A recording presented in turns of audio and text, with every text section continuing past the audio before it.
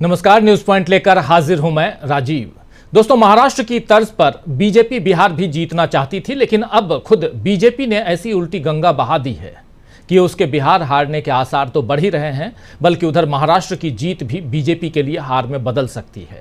दरअसल महाराष्ट्र में अब उद्धव ठाकरे यानी शिवसेना की ताकत फिर बढ़ गई है और महाराष्ट्र नवनिर्माण सेना यानी MNS के अध्यक्ष और उद्धव ठाकरे के चचेरे भाई राज ठाकरे अब फिर से उनके साथ आ गए हैं। आज 20 साल बाद दोनों भाइयों ने गले मिलकर एक साथ मंच साझा किया और इससे पहले पारिवारिक समारोहों में भले दोनों भाई साथ दिख जाते थे, लेकिन राजनीति के मैदान में दोनों के अलग अलग होने का खूब फायदा बीजेपी ने उठाया और शिवसेना को भी दो टुकड़ों में बांट दिया।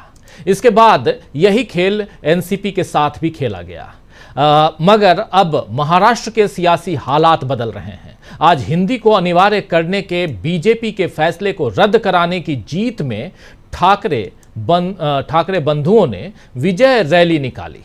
इसमें मंच पर आप देख रहे हैं ठाकरे परिवार की तीसरी पीढ़ी यानी उद्धव और राज ठाकरे के बेटों को एनसीपी नेता सुप्रिया सुले हाथ पकड़कर मंच पर लाई और ये सारे दृश्य बता रहे हैं कि अब परिवारों में फिर से एकता बन रही है और इसमें सबसे ज्यादा नुकसान में बीजेपी रहेगी, क्योंकि फूट डालने की नीति नाकाम होगी तो राज ठाकरे का मौका भी मिलेगा उनको। आज की रैली में MNS प्रमुख राज ठाकरे ने कहा है कि मैंने अपने एक इंटरव्यू में कहा था कि मेरा महाराष्ट्र किसी भी राजनीति और लड़ाई से बड़ा है। आज 20 साल बाद मैं और उद्धव एक साथ आए हैं। जो बाला साहेब नहीं कर पाए वो CM देवेंद्र फडणवीस ने कर दिखाया। हम दोनों को साथ लाने का काम किया। उन्होंने बीजेपी को ललकारा कि अगर आपके पास ताकत है तो वो विधान भवन में होगी। ये ताकत अगर है तो वो विधानसभा, जिसे वहां विधान भवन कहते हैं, विधान भवन में वो ताकत होगी। हमारे पास सड़कों पर ताकत है। ये बात यहां राज ठाकरे कह रहे थे। वहीं उद्धव ठाकरे ने कहा कि जब से हमने इस कार्यक्रम की घोषणा की है तब से सभी को आज हमारे भाषण का बेसब्री से इंतजार था, लेकिन मेरे विचार से हम दोनों एक साथ आ रहे हैं और यह मंच हमारे भाषणों से ज्यादा महत्वपूर्ण है। राज पहले ही बहुत शानदार भाषण दे चुके हैं और मुझे लगता है कि अब मुझे बोलने की कोई जरूरत नहीं है। यहां ये उद्धव ठाकरे कह रहे थे। राज ठाकरे के भाषण की तारीफ करना और कहना कि हम साथ आ रहे हैं, यह उद्धव ठाकरे का अपना स्टाइल है, जिसमें उन्होंने बीजेपी को बता दिया है कि उन्हें धोखा देकर पार्टी ने ठीक नहीं किया। ठाकरे ब्रदर्स का एक साथ आना अब BMC चुनाव में बीजेपी को हराने का ऐलान भी है। मुंबई में मराठी वोट बैंक 30 से 35% तक है, जो अमूमन शिवसेना के साथ रहता है। इसमें शिंदे गुट का भी हिस्सा है, लेकिन मनसे और उद्धव गुट की शिवसेना एक साथ आ जाए तो फिर शिंदे गुट के शिव सैनिक भी पाला बदल सकते हैं। इसमें कोई शक नहीं है। इसमें शिंदे को तो नुकसान होगा ही और उधर बीजेपी भी बड़े घाटे में रहने वाली है। बार बार खेल कर चुकी और खेल कर चुनाव जीतना भी उसके लिए, बीजेपी के लिए अब संभव नहीं है, क्योंकि उसके खेल के तरीके भी अब जाहिर हो चुके हैं। जैसे बिहार में चुनाव आयोग जो मतदाता सूची गहन पुनरीक्षण अभियान चला रहा है, अब उसको लेकर हर रोज नए सवाल और नई चुनौतियां चुनाव आयोग के सामने आ रही हैं। RJD ने आज एक ट्वीट किया है। उस ट्वीट में RJD ने क्या लिखा है, पहले उसको आपके स्क्रीन पर लाता हूं। इस ट्वीट में RJD का लिखना है कि क्या बिहार के करोड़ों आधार कार्डधारी अवैध भारतीय हैं? क्या करोड़ों शासन कार्डधारी फर्जी हैं? बिहार के साथ ये एक बड़ी साजिश हो रही है, जिसमें 14 करोड़ बिहारियों के आधार कार्ड और राशन कार्ड को रातों रात अवैध करार दे दिया गया है। तानाशाही इसे ही कहते हैं। बिहार नहीं सहेगा।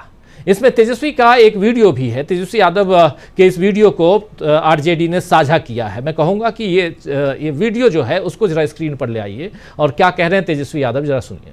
अपना प्यार, समर्थन, आशीर्वाद देने का काम कीजिए, ताकि ये फिरकापरस्त शक्तियों से, इन सामंतवादी शक्तियों से, जो संविधान को खत्म करना चाहते हैं, जो आपका वोटर लिस्ट से नाम हटाना चाहते हैं, जो लोकतंत्र को खत्म करना चाहते हैं, उनको हम लोगों को ताकत दीजिए, ताकि हम लोग जो है इस सरकार को तख्ता पलट करके, निकम्मी सरकार 20 साल से जो चल रही है, जिन्होंने गरीबी, बेरोजगारी, महंगाई, पलायन दिया, एक कारखाना नहीं दिया, एक फैक्ट्री नहीं दिया, इन लोगों को हम लोग सबक सिखाने का काम। तो सबक सिखाने का हम काम करेंगे, एक फैक्ट्री या कारखाना नहीं दिया। इसमें तेजस्वी जो वीडियो में बोल रहे हैं, इसी वीडियो को साझा करते हुए आरजेडी ने वो ट्वीट भी साझा किया था जो आपके सामने रखा, यही कि क्या बिहार के करोड़ों आधार कार्डधारी अवैध भारतीय हैं, क्या करोड़ों राशन कार्डधारी फर्जी हैं। ये बात यहाँ आरजेडी की तरफ से, बिहार राष्ट्रीय जनता दल की तरफ से ये बात आ रही है। बिहार के साथ ये एक बड़ी साजिश हो रही है जिसमें 14 करोड़ बिहारियों के आधार कार्ड और राशन कार्ड को रातों रात अवैध करार दिया गया है। तानाशाही इसे ही कहते हैं, बिहार नहीं सहेगा, ये बात यहाँ कही जा रही थी। और दूसरी तरफ सवाल ये भी उठ रहा है कि अभी बिहार से 4 करोड़ लोग बाहर हैं, तो क्या वो सारे लोग लौट पाएंगे और अपने कागज दिखा पाएंगे? क्या रेलवे में इतनी क्षमता है, या एयरवेज से भी अगर आते हैं, बस से भी आते हैं, तो इतनी क्षमता है कि 4 करोड़ लोगों को अगले 25 दिनों में बिहार ले आया जाए?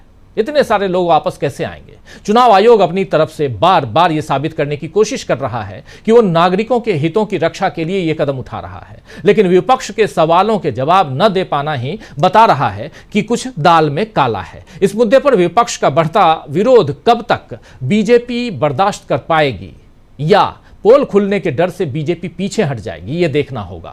इधर दूसरी तरफ अगर देखें तो आज आरजेडी ने अपना स्थापना दिवस भी मनाया, 29वां स्थापना दिवस राष्ट्रीय जनता दल का। इस स्थापना दिवस पर तेजस्वी यादव ने क्या कुछ कहा है, तेजस्वी यादव का भाषण भी हुआ, लालू प्रसाद यादव का भाषण भी हुआ, और आज की तारीख में ये स्थापना दिवस क्यों महत्वपूर्ण है बिहार के नजरिए से, इसको समझने की जरूरत है। पहले लालू प्रसाद यादव को सुनिए। आपने मुझ पर विश्वास किया पार्टी पर, ये मैं आपको विश्वास दिलाना चाहता हूं कि आपके विश्वास पर, आपके अरमानों को निर्वहन करेंगे, किसी भी न पर झुकने नहीं देंगे, पार्टी को कमजोर नहीं। लालू यादव जिंदाबाद, लालू यादव जिंदाबाद। पार्टी के हमारे सभी नेतागण और विशेष करके तेजस्वी यादव रात दिन एक करके पार्टी के हर खबर को, हर चीजों को एकत्रित करते हैं, सब जगह जाते हैं। आप लोग को मालूम है कि पार्टी शुरू से, और हमारे यहाँ नेताओं ने जब ये लोग बोल रहे थे तो क्या क्या किया है हमने, लोकसभा से लेकर के लोकसभा के बाहर सारी चीजों को लोगों ने खोल करके रख दिया, बता दिया कि लालू यादव क्या है, और अपने नेताओं को, मंडल कमीशन को, डॉक्टर राम मनोहर लोहिया जी के अरमानों को हमने बखूबी एक एक बात को, हम पार्टी को निस्वार्थ भाव से हमने निर्वहन किया है, काम किया है। आप लोग भी, आप हमारे कार्यकर्ता नेता लगातार अपने सारे कामों को, समय को त्याग करके पार्टी के काम में ही लगे रहते हैं, और पार्टी के काम को, जो पार्टी का निर्देश होता है उसका। तो सुन रहे थे आप लालू प्रसाद यादव यहाँ अपना भाषण दे रहे हैं। भाषण में पार्टी की मजबूती की बात कर रहे हैं, तेजस्वी यादव की बात भी उन्होंने रखी, यहाँ पे राबड़ी देवी की बात भी रखी, लेकिन इन सबके बीच उधर तेजस्वी यादव ने क्या कुछ कहा है, जरा उसको भी सुनिए। लड़ना है ना एक होकर के, ताकि हो सकता है कि कोनो का पसंद दू हो, कोनो का पसंद दू हो, अरे सब तो अपना परिवार है। लालू जी पे छोड़िए, लालू जी जो तय कर देंगे उसको अगर आप एक बार मन में ठान लोगे तो कोई माइक का लाल आपके सरकार को आने से नहीं रोक सकता। इसलिए ज्यादा समय नहीं लेंगे, अभी आप सबको पता है, सचेत कीजिएगा गांव में लोगों को। ये लोग पहले गरीबों को, जो लालू जी कहते हैं, वोट का राज मतलब छोट का राज, लोकतंत्र और संविधान में हमको जो ताकत दी है उसको ये लोग छीनना चाहते हैं, वोट का अधिकार छीनना चाहते हैं। कटवाना चाहते, तो जरा सचेत रहिएगा, अपना अपना बूथ पे रहिएगा ना, किसी गरीब का वोट ना कटे और किसी फतुआ का जुड़े ना। ध्यान रखना है, सचेत रहना है, रहिएगा ना। सही बताइए, नहीं तो बहुत लोग कान को सुनता निकाल देता, फिर 4 दिन बाद भूल जाइएगा। अरे 2-4 महीना तेजस्वी को दीजिएगा अपना, जब तक चुनाव है तब तक दीजिएगा आप लोग अपना, जब तक चुनाव है तब तक आप दे दीजिए। तेजस्वी आप लोगों का कर्ज सूद समेत उतारने का काम करें, ये काम करिए आप लोग। ठीक बताया हमारे। तो सुन रहे थे यहाँ आप तेजस्वी यादव। एक तरफ बिहार में चुनाव से पहले और उसमें भी जो वोटर आईडी को लेकर बवाल मचा हुआ है वो, और इन सब के बीच आरजेडी अपनी तैयारी, और उधर इसी मसले पे 9 तारीख को विपक्ष का, हालांकि इस कॉल को यानी इस बिहार बंद को का आह्वान किया है पप्पू यादव ने, लेकिन उसको समर्थन दे दिया गया है इंडिया गठबंधन की तरफ से। तो 9 तारीख को बिहार बंद का आह्वान किया गया है और इन सब के बीच चुनाव आयोग अपनी बातें रख रहा है। और चुनाव आयोग की इस जो कुछ वहाँ चल रहा है, यानी रिवीजन का काम जो चल रहा है, उसके खिलाफ अब याचिका लगा दी गई है सुप्रीम कोर्ट में भी। सुप्रीम कोर्ट में 1995 के सुप्रीम कोर्ट के ही एक फैसले का हवाला देते हुए एडीआर ने ये याचिका लगाई है। और इन सब का कितना असर पड़ेगा आने वाले चुनाव में, और उससे पहले स्पेशल इंटेंसिव रिवीजन जो चल रहा है वहां बिहार में वोटर आईडी कार्ड को लेकर,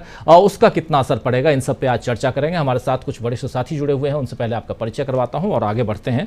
जरा स्क्रीन पर ले आइए हमारे तमाम साथियों को। लेकिन यह समझने की ज़रूरत है, बहुत इंपॉर्टेंट है कि आखिर बिहार में जो चल रहा है उसका असर क्या देश में भी पड़ने जा रहा है। यह सिर्फ बिहार का मामला है या बिहार से बाहर निकलकर देश के दूसरे हिस्सों में भी हम अगर देखेंगे तो यही, और उसमें भी नागरिकता का सवाल